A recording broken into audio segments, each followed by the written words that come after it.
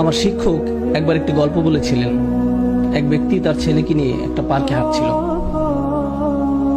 তারা একসাথে হাঁটছিল। ছেলেটি গাছের উপর একটা কাক দেখে বলল, বাবা এটা কি, এটা কি? বাচ্চার বয়স ছিল 2 বছর। বাবা বললো, এটা একটা কাক। ছেলে আবার বলল, বাবা এটা কি? বাবা আবার উত্তর দিল, এটা একটা কাক। আচ্ছা ঠিক আছে, বাবা এটা কি? বাবা বললো, এটা একটা কাক। ও কাক, এটা কি? এটা একটা কাক। এভাবে 10 মিনিট ছেলেটি বাবাকে প্রশ্ন করে গেল। বাবা 30 বার উত্তর দিলেন।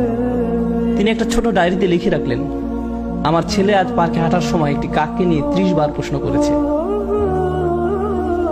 যেটা ছিল পৃথিবীর সবচেয়ে সুন্দর জিনিস। 30 বছর পর, ছেলের বয়স এখন 2 বছর না, তার বয়স 32 বছর। বাবা ছেলেকে ফোন করলো, আমি কি তোমার কাছে আসতে পারি? ছেলে উত্তর দিল, বাবা এটা ঠিক দেখা করার সময় না। বাবা বললেন, আমাকে কিছুক্ষণ সময় দাও, আমার 10 থেকে 15 মিনিট দরকার, শুধু এইটুকু সময় হলেই চলবে। চলো গাড়িতে করে বের হই, তোমার সাথে কিছু ব্যাপারে কথা আছে। ছেলে বেশ বিরক্ত হয়ে, ঠিক আছে। বাবা আসলেন এবং গাড়িতে উঠে ছেলেকে নিয়ে পার্কে গেলেন। ছেলে মহা বিরক্ত হয়ে বলল, এসব কি বাবা, আপনি কি খুব দ্রুত বলতে পারবেন? আমার কাজ আছে। বাবা বললেন, শুধু আমার সাথে হাঁটো। তারা হাঁটছিল এবং গাছের উপর একটি কাক দেখতে পেল। বাবা বললেন, বৎস এটা কি? তুমি কি সত্যিই জানতে চাও এটা কি? এটা একটা কাক। ও বৎস এটা কি? ছেলে এবার প্রচন্ড রেগে গেল। এটা কি একটা খেলা? আমার কাজ আছে, ঠিক আছে?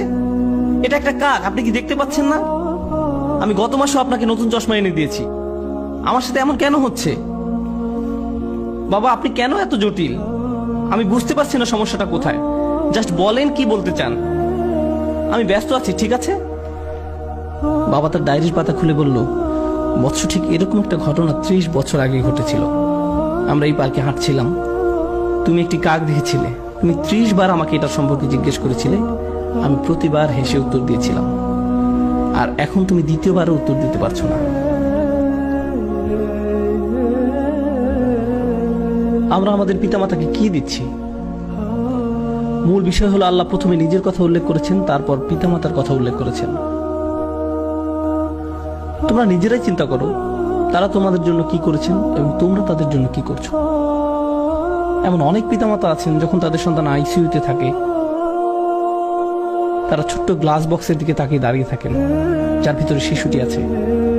দিন রাত 24 ঘন্টা হাসপাতালে শুধু দাঁড়িয়েই থাকেন, কখনো বসেন না, শুধু দাঁড়িয়ে থাকেন। ভেন্ডিং মেশিনের খাবার দিয়ে তাদের জীবন